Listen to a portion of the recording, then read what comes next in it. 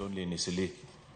There are many parts of the country in Kariobangi and as well as other parts, Mukuru and similar instances where police, you can't distinguish the work of police and NMS to work of hired goons and mercenaries, which is very unfortunate because you're a military man and any formation that you lead should carry out its work professionally,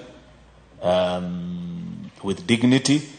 Now, when this task was brought to NMS, since we do not have those powers to evict people, we refer the case to the Regional Security Committee to deliberate.